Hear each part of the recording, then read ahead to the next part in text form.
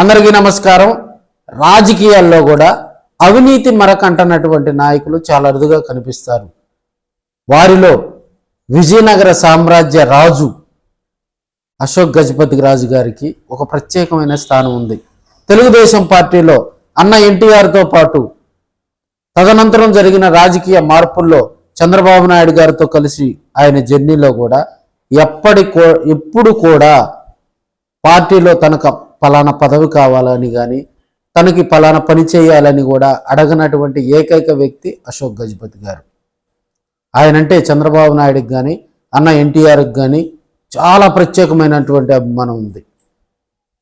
ఎలాంటి విమర్శలకు ఎలాంటి అవినీతికి తావు లేకుండా 7 సార్లు ఎమ్మెల్యేగా ఒకసారి ఎంపీగా కూడా తన 36 ఏళ్ల రాజకీయ చరిత్రలో కని విని ఎరగని విజయాలను సొంతం చేసుకొని కేంద్ర మంత్రిగా రాష్ట్ర మంత్రిగా పనిచేసి ఎన్నో విజయాలను అందుకున్న గొప్ప వ్యక్తి అశోక్ గజపతి రాజు గారు.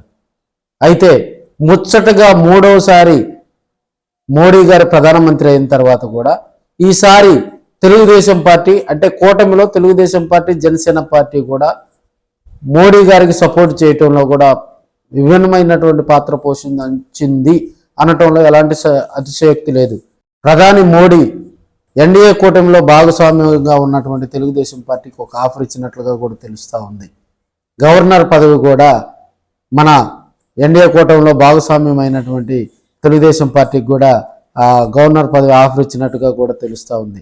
అయితే తెలుగుదేశం పార్టీలో 2024 ఎన్నికలకు దూరంగా ఉంటూ తన రాజకీయ జీవితంలో అవినీతి మరక అంటున్నటువంటి మహోన్నతమైన వ్యక్తి అశోక్ గజపతి రాజు గారికి ఆ పదవి కేటాయించాలని చంద్రబాబు నాయుడు గారు కూడా ప్రణాళికలు సిద్ధం చేసినట్లు కూడా తెలుస్తూ ఉంది.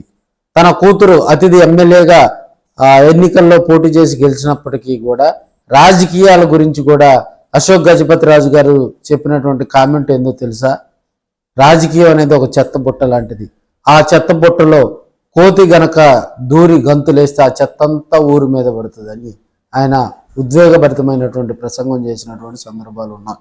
అశోక్ గజపతి రాజు గారికి అలాంటి మహోన్నత వ్యక్తికి కూడా గవర్నర్ పదవి ఇస్తే ఆ పదవికే వన్నె తెచ్చినట్లు అవుతుందని కూడా మనకి తెలుగుదేశం పార్టీ అధినేత సీఎం చంద్రబాబు నాయుడు గారు, డిప్యూటీ సీఎం పవన్ కళ్యాణ్ గారు కూడా భావిస్తున్నట్లుగా కూడా తెలుస్తుంది. మరి కొన్ని రోజుల్లో దీనికి సంబంధించి కూడా ఫుల్ క్లారిటీ రానుంది.